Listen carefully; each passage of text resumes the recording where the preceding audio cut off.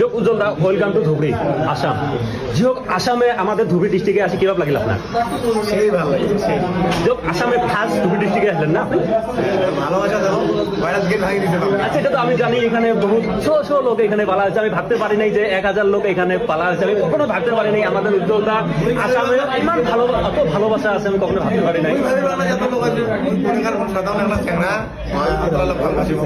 যোগ আমাদের বৌদি বর্তমান কেভাবে আছে? আমাদের বৌদি তোমাদের ভালো না? ভালো না থাকলে ভালো রাখতে হবে, স্বামীর দায়িত্ব। বৌদির লগে আনলেন না কেন ধুবড়ি?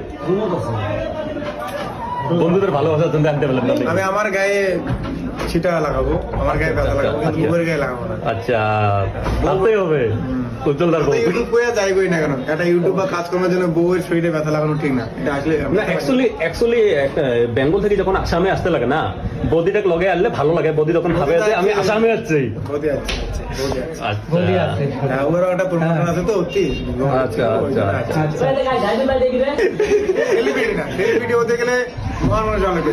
স্বামী বিবেকানন্দ, রবীন্দ্রনাথ ঠাকুর ওরা সেলিব্রিটি। আচ্ছা না না, উজ্জ্বলটা তোমাদের কথাটা বুঝছিলাম আমি, কারণ যেহেতু এটা একটা মেয়ে মানুষ, এই জন্য কি জন ভাষাটা বলে শালি বেটি না, আমি ভাবি কোনো কারণ। আচ্ছা, থ্যাংক ইউ, আমাকে উত্তর দেওয়ার জন্য থ্যাংক ইউ।